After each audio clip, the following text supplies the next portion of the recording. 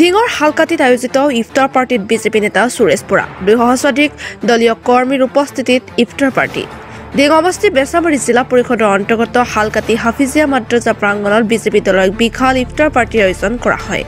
ঢিং মণ্ডল বিজেপিৰ উদ্যোগত অনুষ্ঠিত হোৱা ইফতাৰ পাৰ্টিত নগাঁও জিলাৰ বিজেপি নেতা সুৰেশ বৰাই 200 ইছলাম ধৰ্মাৱলম্বী লোকসকলৰ সৈতে উপস্থিত থাকি একেলগে ইফতাৰ গ্ৰহণ কৰে। ঢিং মণ্ডল বিজেপি সভাপতি দীপক শইকীয়া আৰু বেচামাৰী জিলা পৰিষদৰ বিজেপি ভাবি প্ৰাৰ্থী হিফজুৰ ৰহমানৰ তৎপৰতাত এই বিশাল ইফতাৰ পাৰ্টিৰ আয়োজন কৰা হয়। ইফালে ইফতাৰ পাৰ্টিত সুৰেশ বৰা অত্যন্ত সুখ অনুভৱ কৰাৰ লগতে সকলোৰে পৰা দুৱা বিচাৰিছে। ইফালে গুণ্ডাৰূপী বিধায়ক নুৰুল হুদাৰ কাণ্ডক চোকা সমালোচনা কৰে সুৰেশ বৰাই। ইফতাৰ পাৰ্টিত বিজেপি স্থানীয় নেতা ইদ্ৰিছ আলী সাকিব আহমেদকে ধৰি বহু দলীয় কৰ্মী উপস্থিত থাকে। মৰাবাৰীৰ পৰা নছিদুৰ ৰহমানৰ ৰিপৰ্ট এনি লাইভ। গৰিহণা দিছো মই গৰিহণা দিছো নুৰুল ডাঙৰীয়া এইটো বেয়া কাম কৰিছে আৰু এইটো আইন এটাৰ ব্যৱস্থা কৰিব লাগে। মই গৰিহণা দিছো। বিৰোধীয়ে একচুৱেলি মানে সদনত ৰাইজৰ মাত নামাতি মানে তেখেতসকলক হুলস্থুলীয়া পৰিৱেশ কৰে। বিৰোধীসকল মাত পাতিবৰ কাৰণে ৰাইজৰ কাৰণে মাত পাতিবৰ কাৰণে কিন্তু তেখেতসকলে মাত নামাতে কিহৰ কাৰণে মাত নামাতে কি ক'ব আপুনি? ৰাইজে সকলো দেখি আছে আৰু তাৰ উত্তৰ ৰাইজে পঞ্চায়তত দিব, ৰাইজে তাৰ উত্তৰ ২৬ ইলেকশ্যনত দিব আৰু তেওঁলোকক বহুখিনি মানুহকে অহা বিধানসভাত আপোনালোকে দেখিবলৈ নাপাব আৰু ঠিক আছে। মাইনৰিটি অঞ্চলত মাইনৰিটি ৰাইজে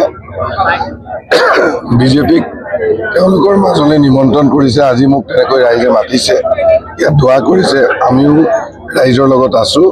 গতিকে সকলো মিলি এইবাৰ ঢিং সমষ্টিটো অসমৰ মুখ্যমন্ত্ৰী ডক্টৰ হিমন্ত বিশ্ব শৰ্মা ডাঙৰীয়াক বিজেপি দলৰ হৈ উপহাৰ দিব বুলি ঢিঙৰ মাইনৰিটি ৰাইজে আমাক জনাইছে। আমি এতিয়া আমাৰ যি সাংগঠনিক দিশত আমি যেনেকৈ আগবাঢ়ি আছো বৰ্তমান আমি জনাত ইয়াত কোনো বিৰোধী দলেই নাই। বিজেপি একমাত্ৰ দল যি নেকি ইয়াত কাম কৰি আছে। আগন্তুক নিৰ্বাচনত বিজেপি বাদে ইয়াত বিধানসভা হওক আৰু পঞ্চায়তত আপোনালোকে কাকো ইয়াত নেদেখে। ধন্যবাদ। নুৰুল হুদা এজন তেনেকুৱা প্ৰকৃতিৰ মানুহ সকলোৱে জানে আৰু দ্বিতীয়তে তেখেতসকলক কৰিবৰ কাৰণে কোনো ইছ্যুৱে নাই। আচলতে তেখেতসকলে এতিয়া পঞ্চায়ত নিৰ্বাচন আহিছে, কিবা এটাতো ইছ্যু লাগিব। যিটো ইছ্যু লৈ পেলাই ৰাইজৰ ওচৰলৈ ভোট বিচাৰি যাব তেখেতসকলৰ সেইটো ইছ্যু নাই। সকলো একমাত্ৰ ইছ্যু অসমৰ জনসাধাৰণে এটাই বিচাৰে উন্নয়ন। আমাৰ দলটোৱে বিজেপি দলে যি উন্নয়নৰ যি জয়যাত্ৰা আৰম্ভ কৰিছে এইবিলাকতে তেখেতসকলৰ উন্নয়ন দেখি তেখেতসকলে বিচলিত হৈ গৈছে। আচলতে তেখেতসকলৰ কোনো এজেণ্ডাই নাই, আচলতে সেইকাৰণে উৎপাত কৰি ফুৰিছে।